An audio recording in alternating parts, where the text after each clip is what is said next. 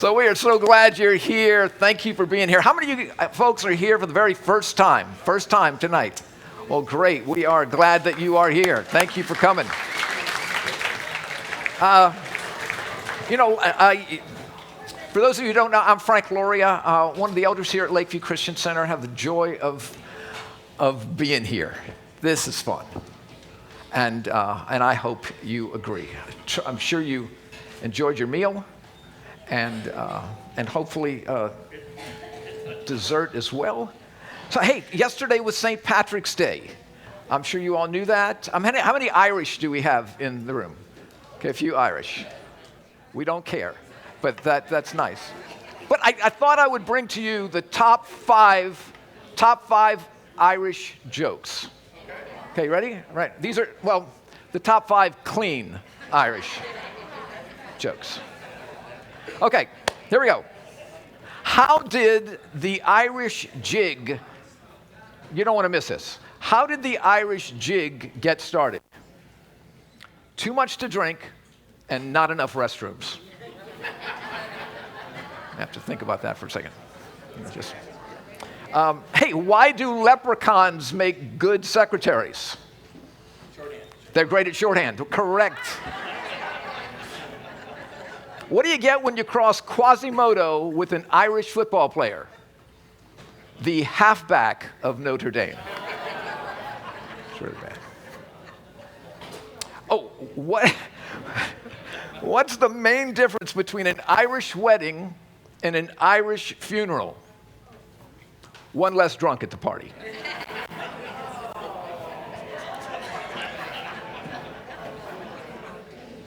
Okay, my favorite. This is my favorite. Please, Victor, don't tell the answer. What's Irish and stays out all night? What's Irish and stays out? Patio furniture.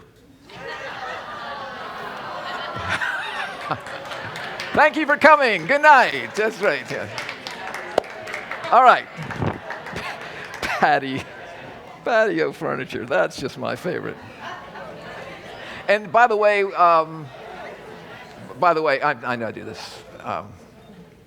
Anyway, a quick review. If you were not with us last week, much of our conversation centered around faith.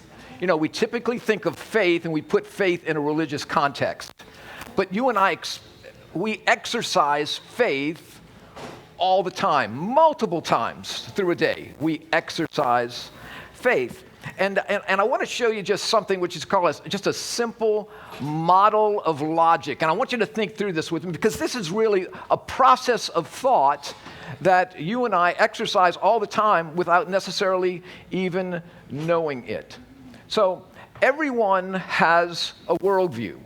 Okay, and a worldview is basically a grid or a framework by which we try to make sense out of life. We want things to fit into that grid, that faith grid, that belief grid. And when something falls out of it, it's challenging to our worldview. So every one of us, it doesn't matter whether you're Bill Gates, it doesn't matter what your socioeconomic status is, everyone. Doesn't matter whether they're PhDs or didn't graduate from middle school. Everyone has a worldview, a philosophy of life. And everyone's worldview or philosophy of life is based on presuppositions, things that we suppose are true. Okay? And then every presupposition is founded in faith. We believe those presuppositions. Now, every faith position is supported by an authority who says so. But every authority is going to be validated by evidence. Okay? You have a pain in your side. It won't go away. You go to a doctor. You sit there in his waiting room or her waiting room. What are you looking for? I'm looking for certificates and fellowships. I'm looking to find any friend that I have that had some similar situation. And what doctor did you go to? I'm looking to get all of the evidence I can get so that I can make an informed faith decision about who I should be seeing. Can we do that all? Whether it's the schools in which we go to, the neighborhoods in which we live, we're looking for evidence to support whose word we're going to take and what faith position we're going to have and what action will come as a result of that. And it seems like the older we get, the more gravity is attached to the decisions, the faith decisions that we make. The more serious they are, the more the ramifications are if we make the wrong decision, the wrong investment, we go to the wrong doctor, we live in the wrong neighborhood, whatever that may be. But you remember some of the things that we believed as kids? Some of the things we believed as kids? I'm going to let some of you older folks finish this statement. Step on a crack, you break your mother's back. Now, did we actually believe that? I mean, I remember sometimes with my mom, I was so angry with her, I would just run outside and look for the crack. It never worked. It never worked. But I mean, these are true. I mean, some of these other things that we may have believed. How about this? If you swallow watermelon seeds, an entire watermelon will grow inside of you. I mean, so you heard that, huh? Well, I was with my mom one day at the grocery store, and this is what I saw, and it's like, I mean, she's holding a watermelon. She's holding a watermelon. How about this, kids? If you urinate in a pool, there's a special dye that turns it bright red, so everyone will know. Do you remember that? Okay, let me just, I mean, we're getting to know one another. It's week 2. How many of you have never peed in a pool? We want to see you liars. Okay, look at this. I mean, what? All right, Steve, pay particular attention to her there. I mean, there's so much water in the pool. What's the little gonna make? I mean, that's just, okay. Now, I mean, but we just, you just believe that, and and you're looking like an Irish jig because you got to get to the pool. But this one right here, this is now for you younger ones here, you may want to close your eyes right now and cover your ears, because I mean, it's happened. He's just gone. I mean, but we believe that, right? And this elf on the shelf thing, if anything drives me crazy, it's this manipulation. Yeah, the elf just went to Santa, and the elf was telling Santa everything you've done. And then you have to put the elf somewhere else. It's like, why do we do this? But today we make decisions that have, like I said, more gravity to them, whether we're driving on a highway, the medications. You go to a pharmacist. You trust that the pharmacist got your order right and that you actually got the order that he or she filled, it didn't get crossed over. Look, we don't know, and we really don't know. We don't know that we'll make it back to our pillows tonight. I mean, more than likely we will, but we don't know that. We don't know that. It's interesting. In the 24-hour period of March 18, on average, 150,000 people will not make it through the day. In the United States, an average of 7.7 thousand people, 7,700 people, will not make it back to their pillows. Now, I'm not telling you that to scare you. Well, maybe a little. But this is what, again, I'm hoping we will think. Last week we talked about life in the dash, this line of this linear life that we have, and none of us knows how we're all closer to our last heartbeat for sure. But the question of what's on the other side of that, and how does my confidence of what's on the other side of that affect the way I live today? And I would argue, and I'm not expecting you to believe me, and I don't want you to believe it, I want you to check this out for yourself, that what we believe about the line, what's going to happen on the other side of our last heartbeat, affects how we live in the dash. So we'll talk more about that, particularly next week in week 4. Now, tonight's topic, we're on page 12 in our study guide. Look, if tonight's topic, if it's true, You know, you and I have taken lots of tests in our lives.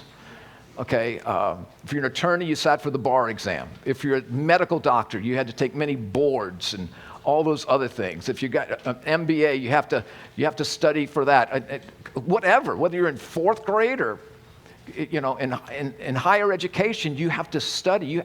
There's tons of questions that are being asked, and you got to get the answer right in the dash. But if the Bible is the truth, there is no question that we have to answer correctly more than this one. Who is Jesus? Now, personally, I believed in a Jesus Christ. I believed in a Jesus that did not exist. I created, within my own understanding of religion, I created a fictitious character named Jesus who was based on a true story, but I didn't know the true story.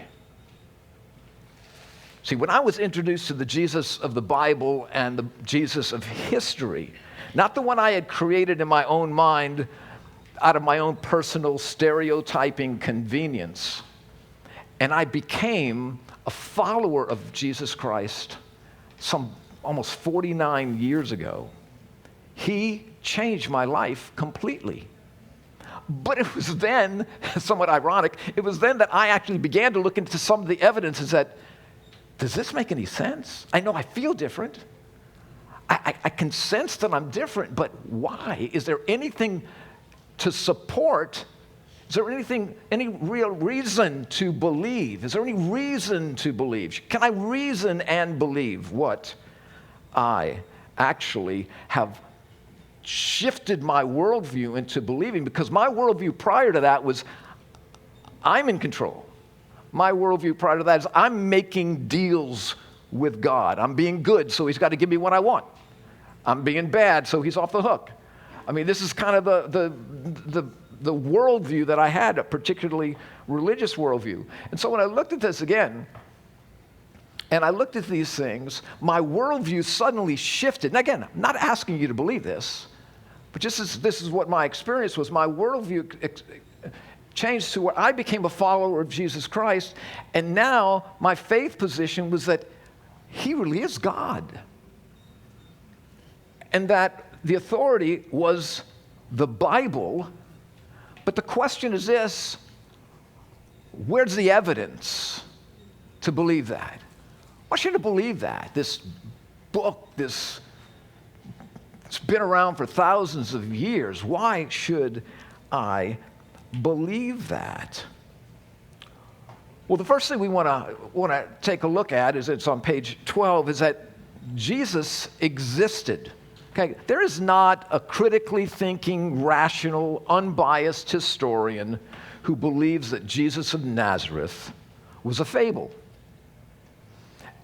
If so, you have to basically throw away all other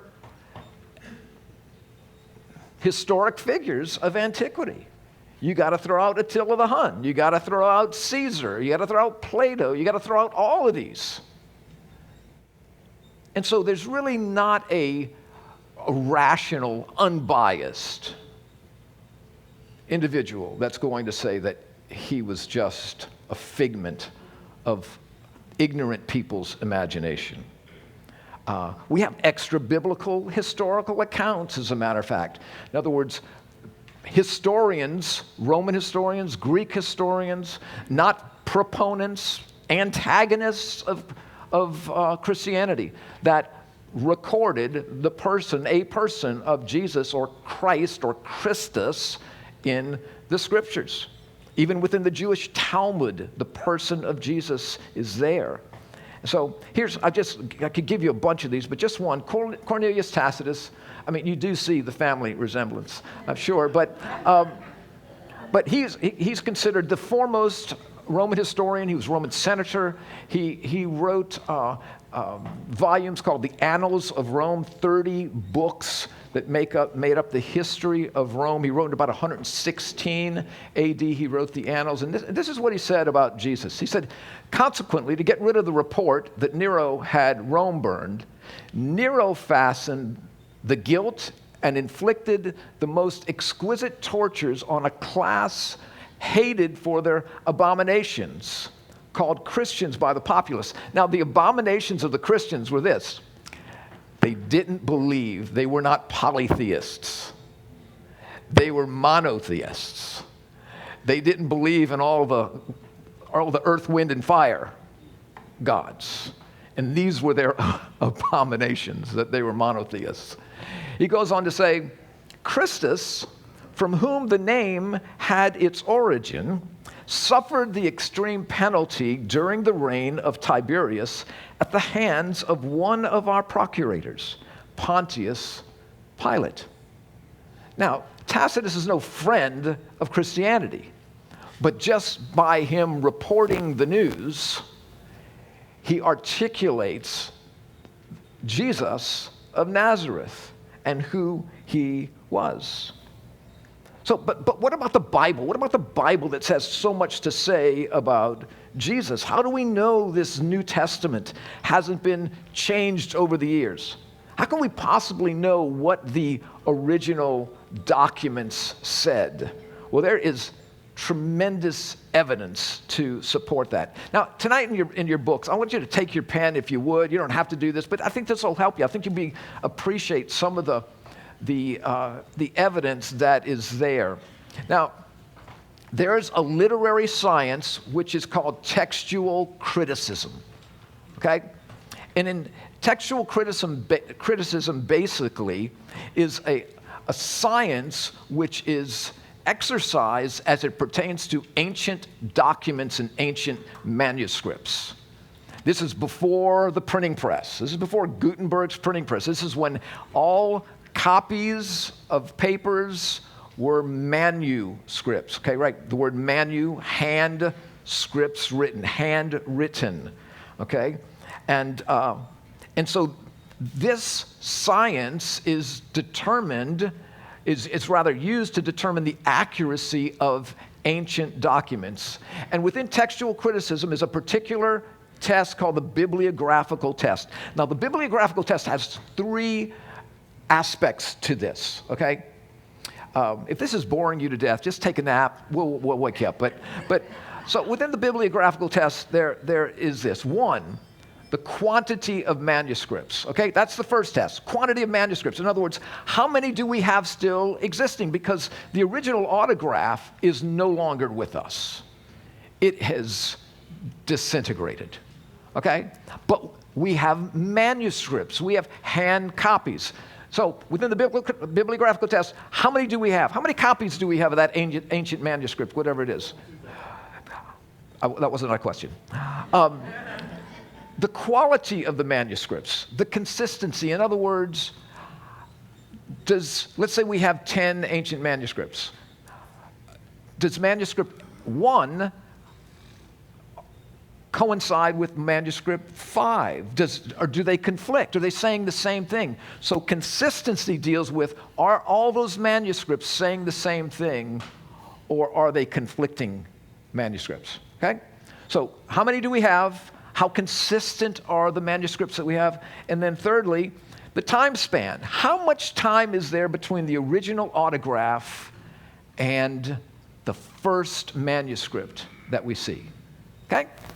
So that's the bibliographical test as it pertains to ancient documents. So let's take a look. I think in your manual you'll see a few of them. We're just going to touch on we're going to touch on 4 of them. First one is Herodotus. He was a Greek historian. Okay, he wrote of the Greco-Persian Wars. He wrote between 488 and 428 BC. The earliest copy we have of his Greco-Persian Wars is around 900. So you see we have a 1,300-year gap between when he originally wrote and when we see the first manuscript. And we have 117 copies to date on Herodotus, okay? Real quick, Thucydides, another Greek historian, wrote about the Peloponnesian Wars. He wrote about the same time. Again, the earliest copies coming out about the same time as well. 1,350 years, we've got 104 copies of Thucydides' writings. And then we have Livy, Okay, Roman historian. He wrote of the history of Rome. Wrote between 59 BC and AD 17. Earliest copy we have is AD 400s, time lapse, about 400 years, and we have 169 copies of that. I mean, that's pretty amazing that we still have 169 copies. Okay? Now, everybody knows about Homer. They always slip this in on me, that Homer. Homer, when he wrote the Iliad, Greek poet, right? The Iliad, Trojan War, written about 800 BC, earliest copy 400. Now, this needs to be updated in your book because I've just looked into this a little bit more. And earliest copy we have is 400 BC, okay? 400 years, and they have recently discovered a whole lot more copies, ancient copies of the Iliad. So we got 1,757 of those, which is pretty impressive. But let's take a look at the New Testament. The New Testament is the testimony of Jesus Christ, his life, and the history of the church. Okay? It was written between AD 40 and AD 100. We have earliest manuscripts, AD 130. We have full manuscripts of the New Testament, 350 AD. That means we have a time lapse from the writings to the manuscripts of around 90 years. That's pretty amazing. Now, when you look at that, and then when we look at the numbers of copies there are just short of 24,000 manuscripts. I mean, that kind of looks like the Pistons-Pelicans game last night. Was that horrific? Okay, why did I say that? Okay, 24,000. Now, this is what's interesting as well, is that when you look at, remember, quantity of manuscripts? Remember the second one? Quality, which deals with the consistency of the manuscript. When you look at codex, this number to codex, that number, copy to copy, when you look at the consistency, it is 99.5% consistent. And that has nothing to do with the teachings. It's grammar, or you have an overzealous scribe that wants to add a little commentary to something. But we see here, just on the basis of scientific evidence, there is not a work of antiquity that comes close to the New Testament. Now, does that mean it's the Word of God? No. It just means it's amazingly preserved. I'm not saying it's not, but I wouldn't argue that it is just on the basis of that, though I think that's fairly maybe supernatural that we would have that many copies. And another thought, why would anybody want to make so many copies of something that's not true? Why? Why? So, particularly in that time when you didn't have all the stuff that we have going on today. And so when we look at it, it's interesting with the New Testament is that many people were still alive while the New Testament letters were being distributed, while the Gospels were being distributed. Which I think this next quote by F.F. Bruce. F.F. Bruce was a professor of New Testament criticism at Manchester University. He wrote a book, he wrote several books, but one of the books he wrote is The New Testament Documents, Are They Reliable? And this is a sort of a long quote from Bruce, but I think it fits the evening perfectly. He says, "It was not friendly witnesses that the early preachers had to reckon with." Okay, do you understand what he's saying? People there, hearing, reading, these were not friendly witnesses that the early preachers had to reckon with. There were others less well disposed who were also conversant with the facts of the ministry and the death of Jesus. The disciples could not afford to risk inaccuracies, not to speak willful manipulation of the facts, which would at once be exposed by those who would be only too glad to do so. On the contrary, one of the strong points of the original apostolic preaching is the confident appeal to the knowledge of the hearers. They not only said, "We are witnesses of these things," but also, "as you yourselves know." had the tendency been to depart from the facts in any material respect, the possible pressure of hostile witnesses in the audience would have served as a further corrective. So it's not like they're forming thoughts and dogma 100, 200, 300, 400 years after the fact. These are happening at the same time in the lives of those who were there. And so all the more historical evidence to support this. Now, on page 14, you'll see that the Bible declares that Jesus is fully human. I think that's there, unless that's been changed in the book. But we see this, that he had a human body. He got tired. He got hungry. He had human emotions, anger, love, sadness. We see this. He had human experiences. He was tempted. He learned. He worked. He was obedient. But here's the real question. As we talk about tonight, who is Jesus? Here's the real question. Was he more than just a man? Was he more than just a great human? Was he more than just a religious teacher? Well, we're just going to take a little bit of time to talk about what did he say about himself, or what is it recorded that he said about himself. And I want you to stick with me here with this, because I want you to fill out some things on page 15 here that I hope you'll take with you. So in John chapter 6, the 35th verse, John quotes Jesus as saying this, "I am the bread of life. He who comes to me shall not hunger, and he who believes in me shall never thirst." Now, Jesus is not talking here about physical hunger or physical thirst. He's talking about what we talked about last week. You know, if we looked at that Shia LaBeouf quote, he says that I've got this God-shaped hole in me. And if somebody would just give me the answer, I'd just be filled and I'd be on my way.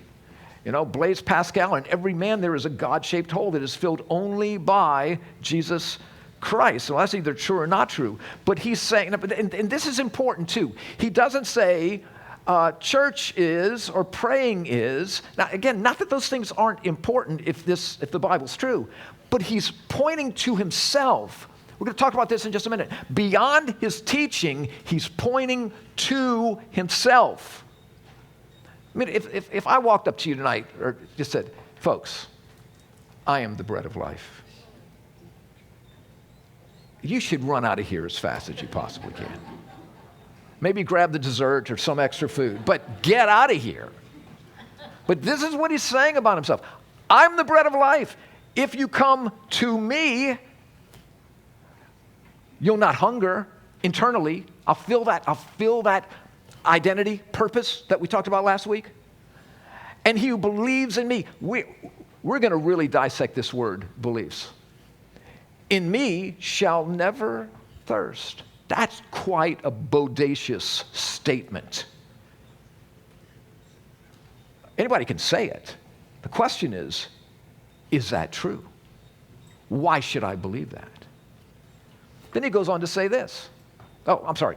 What he's saying is he fills our emptiness. Okay, you may want to write that this word. He claims that he can fill my emptiness. He can give me purpose beyond the dash. He can give me meaning and identity beyond the dash, in the dash, and in the line forever. Okay. He said this in the 8th chapter of the Gospel of John. He said, here he goes again. I am the light of the world. He who follows me shall not walk in darkness, but shall have the light of life. Now, let me just for a second get you to maybe think about this. And I don't have much time, but we got a few more weeks, right? So I'm the light of the world. He who follows me, shall not walk in darkness. Now, what is he talking about? After a hurricane. He's not talking about that. We walk in darkness. He's talking about in our souls, there is this sense that though we may go to work every day, we may have money in the bank, that when it comes to really having a sense of who we are, it's like we're walking in the dark. No matter how much success, no matter how many accolades, no matter how much stuff. He's saying, I am the light of the world. So what is he saying here? You may want to just write this in. I think this is what he's saying. He gives direction and purpose. He claims, this is the claim this man makes, I will give you real direction in the dash and on the other side of your last heartbeat forever. Let's look at another one. The Gospel of Matthew, the 11th chapter. Jesus says, come to me, all you who are weary and heavy burdened, and I will give you rest. He says, take my yoke upon you. What he's talking about here is an oxen yoke, okay? And learn of me, for I am gentle and humble of heart, and you will find rest for your souls. And an amazing statement that he makes about himself. Who is he? Well, he claims to be the one that, I'm going to go back for a second, that fills our emptiness, that gives direction and purpose. And look at this. He claims that he is one who can give us peace, a sense of belonging, and that we are never alone. You know, it's fascinating in this world in which there's more communication taking place than ever before. Do you know the number one thing people talk about? Loneliness. They are alone in the midst of thousands alone. Anxiety. We're on more meds than we've ever been on. This sense of anxiety. We're missing peace. A sense of belonging. Is there ever been a time that we're more polarized than we are now? And I'm not just talking about governmentally or politically, just even familially. See, and Jesus makes this statement that if you come to him, he'll take the weariness and the burdens. He'll give rest. Now, again, I'm not saying that you should believe this. We're just reporting what he said, okay? So we're not making any conclusions here. We're just looking at what was said. One last here. He says, I am the resurrection and the life. He who believes in me shall live even if he dies, and everyone who lives and believes in me shall never die. Whoa. Okay. I mean, the other ones were interesting. Now he's talking about some kind of power on the other side of every one of our last heartbeats. He says, I'm the one that determines where you are when you breathe your last. I have that power. Whoa. You believe in me? You'll live even if you die. Not what he's saying, you're going to continue to live physically when you die physically. That's not what he's saying. He says on the other side of your last heartbeat, like almost all of you said last week, you raised your hand, how many of you believe there's something on the other side of your last heartbeat? You believe it's going to be good, it's going to last forever. Almost everybody's hand went up. Doesn't mean you're right. It's just what you believe. But Jesus is saying, if you believe in me, you'll continue to live outside of your earth suit, and everyone who lived, you're going to get a new one. Now that would be great news, right? Great news. Everyone who lives and believes in me shall never die. But then he said this, and here's a question for you and me to ask ourselves tonight. You believe that? I'm not asking you if you give lip service to that. Do you believe that? Because if you or I believe that, it's going to change where I'm coming from, where I'm going, what I'm doing. Sense of identity and purpose, if this is true. Okay? But so it's interesting that Jesus' teaching, I did this twice now, forgive me. Eternally secure with God. Now this is amazing. You talk about peace. If this is the truth, there is no reason to be concerned what's going to happen on the other side of your or my last heartbeat, if that's true. And we still haven't talked about a whole lot of evidence about that other than the Scripture. which I think is a decent amount of evidence. And again, folks, this is an introduction. We are kind of just scratching the surface of all that there is to delve into, that there's no way we can go into all of that. So his bodacious statement, I'm the resurrection. You believe in me, you are eternally secure with God. Okay? So, now, fascinating thing, and you saw this where Jesus is saying, I am this, and I am that. You believe in me. Jesus' teachings all center on himself, and this is fascinating. So if you take Muhammad or Krishna or Buddha or Confucius or Zoroaster or any other religious leaders, you can remove every one of them from their teaching, and their religion, their dharma, their rules and regulations still stand fine.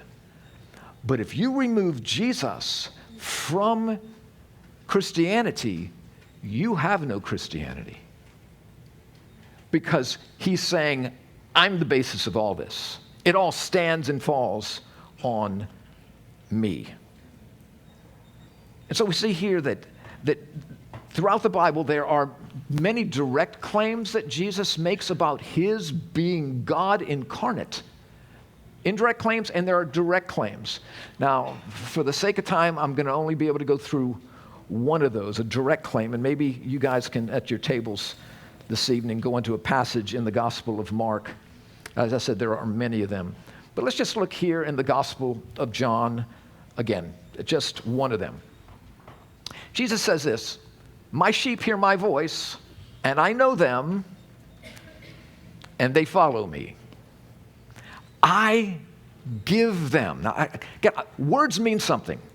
I don't want us to just run past this. I give them eternal life. He doesn't say, they paid me, and then I gave them something that they paid for. He said, I give them eternal life, and they will never perish. Okay, I am the resurrection and the life. He who believes in me will live even if he dies, and he who believes in me will never die. And no one, it's amazing, and no one will snatch them out of my hand. You're mine, you're mine.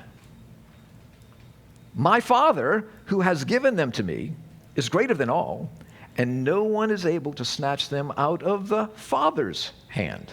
Whoa, this is a double grip. It's like a whopper. I mean, you get two hands here. I and the Father are one. And here we go. The Jews picked up stones. Now, this word I think is interesting, this little adverb here. They picked up stones again to stone him. What does that tell you? He said this more than once. They're going after him again. Jesus answered them, I have shown you many good works from the Father. For which of them are you going to stone me? And the Jews answered him, it's not for a good work that we're going to stone you, but for blasphemy, because you, being a man, make yourself God. Wow. So who was he?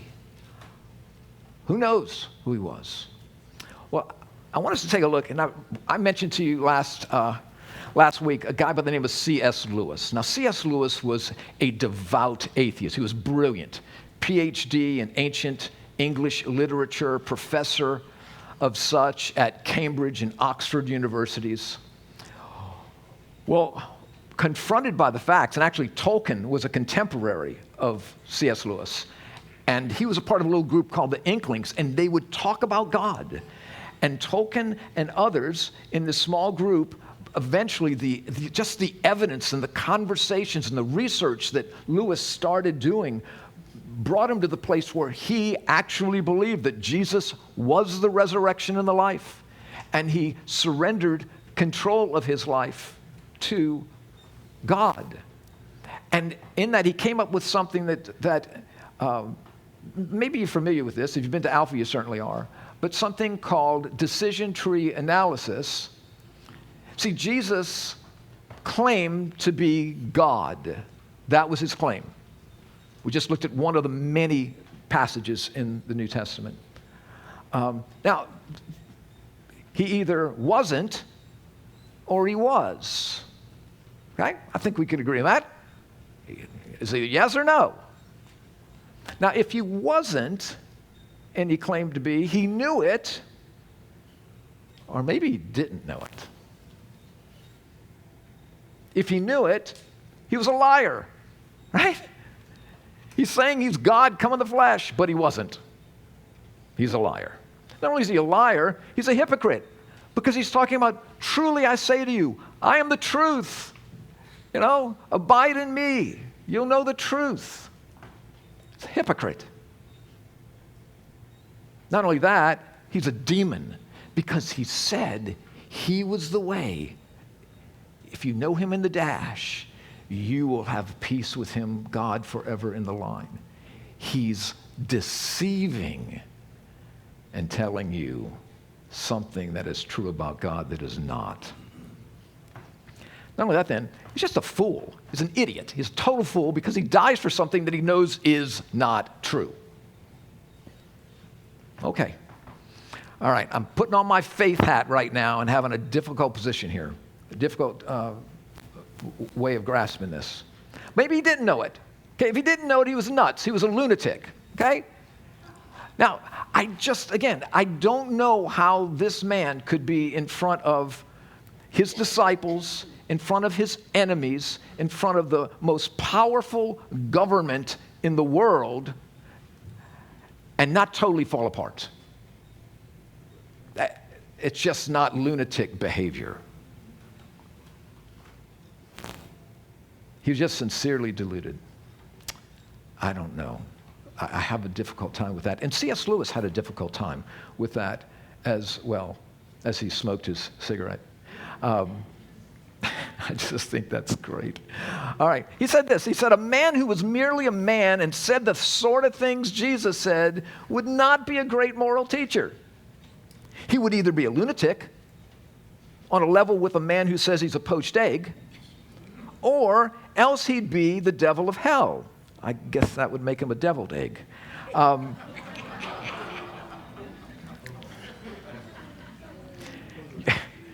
Okay, sorry. You must make your choice. Either this man was and is the Son of God, or else a madman or something worse. You can shut him up for a fool. You can spit at him and kill him as a demon. Or you can fall at his feet and call him Lord and God. But let us not come up with any patronizing nonsense about his being a great human teacher. He has not left that open to us. He did not intend to. Wow. And so, back to this analysis, this decision tree analysis. He was either a liar or a lunatic, or who he said he was, Lord. And if Lord, then it seems that there's a decision that you and I are faced with, either to reject this, if true, or accept this. And so suddenly, who is Jesus becomes not just a philosophical question, but we have to add a parenthesis to that, I believe. Who is Jesus to you? Who is he to you? Not just historically or philosophically. No, who is he to me? Now, what evidence supports what Jesus allegedly claimed? Well, we've got teachings, we've got miracles, we've got followers, we've got an incredible character. We have prophecies from the Hebrew Scriptures, from the Old Testament. Amazing. We'll talk about those in week 5. These are pieces of evidence. You remember we're talking about that. Presupposition, faith, authority. What's the evidence to support these claims? But biblical Christianity rises and falls on one piece of evidence. One. Did Jesus come out of the tomb alive on that first Easter morning? everything stands or falls on that. The Apostle Paul, who was the former persecutor of the church of Jesus, who had an encounter with Christ as written in the book of Acts, where Paul, who was known as Saul, was on his way to kill and imprison more Christians, had an alleged encounter with Jesus. And he became an apostle, a devoted follower, and gave up everything for Christ. Well, this is what he writes to the church in Corinth about the resurrection. He says, you got to hear this. This is really good for all of us. And if Christ has not been raised, our preaching is useless, and so is your faith. Now, I'm going to get off this for a minute, because I want you to really hear this. This is serious stuff. Okay? This resurrection is central to all of Christianity. And so, hear this and be sobered by this. If Christ has not been raised, our preaching is useless, so is your faith. More than that, we are then found to be false witnesses about God. For we have testified about God that he raised Christ from the dead. And if Christ has not been raised from the dead, your faith is futile. You are still in your sins. If only in this life we have hope in Christ, we are to be pitied more than all men. If there is no resurrection from the dead, then not even Christ has been raised. You hear how serious that is? That is seriously serious. I mean, we just shut this church down right now. We just try to make maybe a public assembly hall or sell it to the government or restaurant. I think we'd make it maybe as a restaurant. But Christianity is not only untrue, it's dangerous. It's deceptive. It's a lie. I mean, there's some nice moral things about it, but it's all based on a lie if Christ is not raised from the dead. And many have tried to explain away his resurrection. But what most agree is this, whether they can explain it away or not: the body was not to be found on that first Easter morning. Then the question would be, then where was it? So we're on page 17 in your. So there are many, many arguments of which none hold water. That the women went to the wrong tomb. Well, if they went to the wrong tomb, it would be very easy just for them to get reconnected to the right tomb. The disciples stole the body. A fat chance the disciples stole the body, because you remember when Jesus was given up by Judas to the Romans, they all scattered. They were all hiding. The chance of them taking on a Roman guard, overcoming them, pulling this 2,000-pound stone out of the way, grabbing the body of Jesus, and saying, "He's resurrected," and then dying for it, knowing that it's a lie, pretty slim chance of that. Well, maybe the Jewish officials stole the body. Well, if the Jewish officials stole the body, guess what they're going to do the moment people go to the tomb and say, "He's risen"? Yeah. Not so much. Or maybe Jesus really didn't die. Maybe he just swooned. I mean, nobody survives Roman crucifixion. Tonight we've got something, if you'd like this, on the physical death of Jesus Christ. If you guys watching live stream would like a digital copy of this, or if y'all would like a digital copy of that, we can get this to you. But this is an article put out in the American Medical Association by several doctors who looked into the physical brutality of crucifixion. Nobody survived crucifixion. Not just the crucifixion, but the beatings that took place prior to crucifixion. Jesus was whipped countless times. When you're whipped, those whips, they weren't long whips, but they're about this long, and they had bone and metal tied into the leather straps. And so maybe some of you have seen The Passion of the Christ, which is probably the closest example of the crucifixion. And so Jesus' back, by the time he got to the cross, was just ribbons. He had lost a tremendous amount of blood. He was probably already in shock. He had been beaten in the face, had the hair pulled from his beard. He'd had this crown of thorns. You know, these aren't the little rose thorns that we deal with today. I mean, these are long things pushed into his head where blood is now coming out of his head. And he is beaten barely alive on the cross. No one survives Roman crucifixion. And you'll enjoy this article if you'd like to have it. And again, many have tried to explain away Christianity. I just brought a few books. Next week, we're going to give you a book. If you're here next week, and if you're watching live stream, we'll mail this to you. A book called The Case for Easter by Lee Strobel. Lee Strobel was the chief legal editor at the Chicago Tribune. And he was a rank atheist. His wife had become a follower of Jesus, and he was doing everything in his power to deliver his wife from this fairy tale. And so he, as an investigative journalist, decided to investigate as a journalist.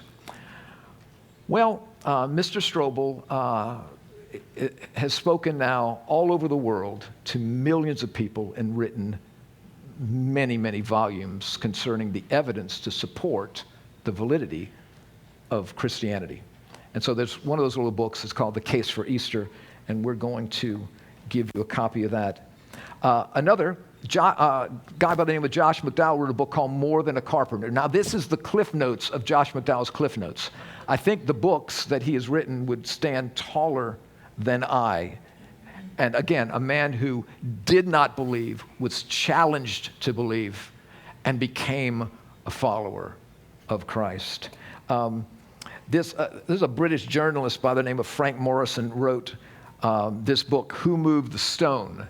Now, Frank Morison, so he set off to write this book, and actually, this is really good right here. Can you read that? You can't? Okay. Here's chapter 1, the book that refused to be written. He did everything he could to debunk who Jesus is. And just based on the sheer weight, the preponderance of the evidence, he could not do that. So many have wrestled with the question, who is Jesus Christ? And that question, I think, echoes through the canyons of time just into this room tonight, to you and me personally.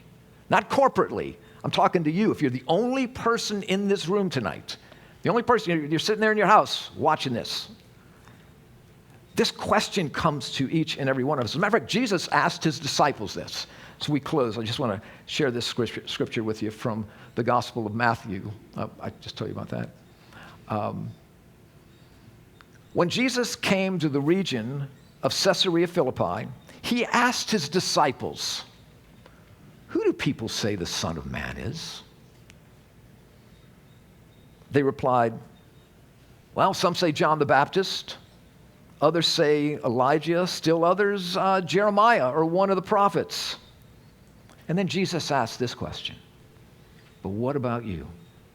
Who do you say I am?"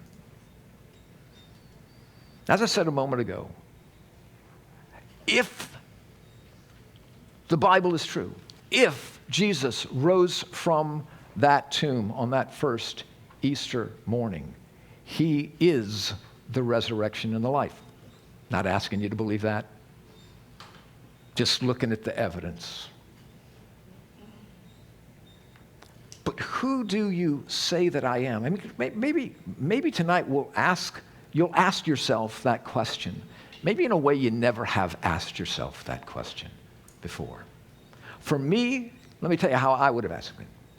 Well, who do you say that I am? I would say I would go of, well, who do you box check that I am on a Sunday morning? And that's it. Who do you give lip service to say that I am? Not that either. But who do you with full-throated, faith-filled conviction say, believe, and live that I am? Now, I want to ask you this question, and I hope this question will stick with us through the week, and I'll be done in just a second. What if who I say Jesus is determines who Jesus says that I am? Now think about that. What if who I say Jesus is determines who Jesus says that I am? What if he has a say in this? What if he gets the last word? What if he really is, as we talked about last week, the way, the truth, and the life? What if he really is the bread of life? What if he is the light of the world? What if he is the resurrection and the life? What if he is the one that says, come to me with all your hurt and all your burdens? I will give you rest. What if he is that very person? Well, that's something for us to think about as we hopefully will see you next week. Now look, there's 8 sessions of Alpha. I'm just asking you to come back to one more. Okay, just one more. And of course, the following week, I'll ask you to come back to just one more. But really, a lot of folks, again, we've done Alpha 45 times, and a lot of people say this, that session 1 and session 2 are the warm-up to sessions 3 and 4. Again, that don't believe me. I'm telling you not to believe anything I'm saying, but I want you to believe that because I didn't say it. That's what other people said. And so what are the ramifications for you and me if Jesus did not stay in that tomb and was resurrected? What does who Jesus is really have to do with me and the way I live my life and the dash and what I should expect in the line? This was me. Have you possibly, like I, not critically examined who Jesus is closely enough? Or maybe not at all. So we're going to address this next week. Next week's topic, why did Jesus die? I thought I knew. I was shocked that I had no biblical foundation upon which to believe that. So if you will come back next week, you watch again next week, I believe the answers to the question why Jesus died is going to be revelational and hopefully liberational as well to us next week. Hey, not too late to invite friends. Please continue to invite friends. If you're having a good time, please. If you think it means something to someone you know, maybe they'll just walk into your path and you say, hey, come with me. Come with me. So anyway, thank you for being here. Let's take a quick break and get back to our tables.